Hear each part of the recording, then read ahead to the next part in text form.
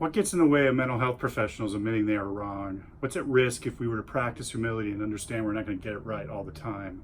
Hello, everybody. Chris Hoff here. Today, we're going to talk about why we can't admit we're wrong.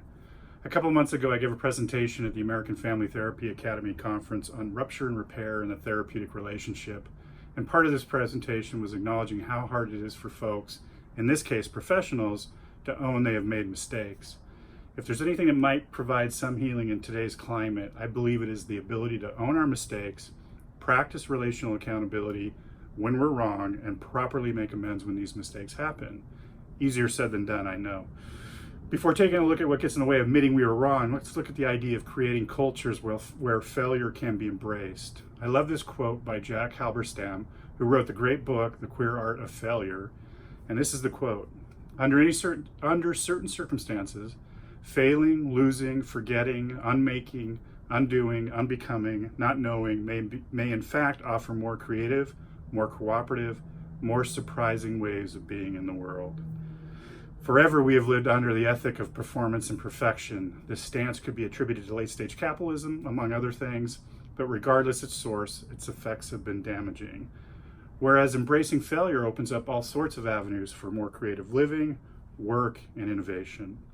Now, I know failure will always be less risky for me as a white, heterosexual, cisgender male, but I do believe it my responsibility to do my part to create and support spaces to fail more often and more creatively. Now, back to some reasons that we can't admit we're wrong. Sarah Schulman, who wrote the outstanding and challenging book, Conflict is Not Abuse, says we live in a time where the ideology of do what feels right is considered the individual's best guide to ethical action, and that pretending what is comfortable or easiest is inherently what is right is tragic self-deception. Yep, I think we can all agree there is now an individual ethic born out of neoliberalism that often gets masked as independence or freedom that is not at all relational and sets people up in all kinds of ways. Fortunately, there is now some pushback on these sorts of positions. Another block is the fact that research has shown that people who refused to admit wrongdoing felt greater self-esteem and more in control than those who did apologize. It may seem counterintuitive, but I believe not admitting wrongdoing maintains a power differential that most folks are unwilling to relinquish. If the act of owning up shifts power to the person who is wronged, denying any wrongdoing keeps the power differential in place. In Jack Halberstam's book, The Queer Art of Failure, he says, in order to inhabit the bleak territory of failure, we sometimes have to write and acknowledge dark histories within which the subject collaborates rather than always opposes oppressive regimes and dominant ideology. Often to admit mistakes requires us to acknowledge how we have colluded with all sorts of things that may be hard to stomach, like patriarchal practices, homophobia, or racism. Not easy things to swallow or admit to. Another reason it's so hard to make mistakes is the threat of cancel culture or shunning online. Garnet Aching, writing for the Women's Media Center, says when someone on social media or social justice spaces makes a mistake, they are often not only denounced for that action, but deemed completely unworthy as a person, which leads to a person being canceled and any apologies they offer dismissed. Finally, another idea I've become quite interested in lately is the idea of the living guilty conscience. Molly Andrews, who does research around the politics of forgiveness, interviewed 40 men and women who had been involved through the years in underground oppositional activities against the Stasi secret police in East Germany before the fall of the wall.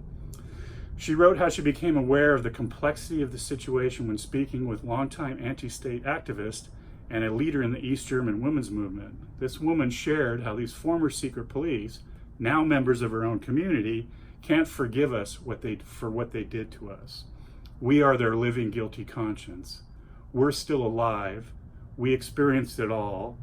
We are also still witnesses. Andrews writes about this phenomenon, stating that alleged wrongdoers are often, wary of being told someone forgives them, immediately sense that they are being subjected to some moral assessment.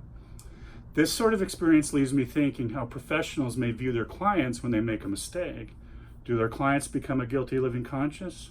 Do professionals experience themselves as being subjected to some kind of moral judgment in the mistake?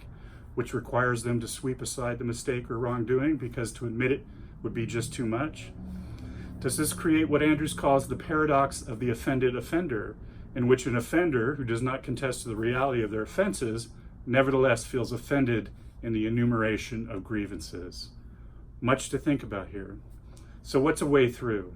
Ollie Andrews writes about windows of opportunity, windows that aren't open all the time, so we need to be mindful when mistakes have been made, take the lead and own them, and make amends properly. Andrews says, I forgive as I ask for forgiveness. So those are some of the primary reasons why it's so hard to admit we are wrong. Next, I plan to do a video on apology versus amends, and if folks can get that far. But until then, thanks for watching. Please share widely, hit the subscribe and like button, and I'm also going to have links at the end here where you can access my presentation that I did at AFTA if you're so interested. Thanks for watching.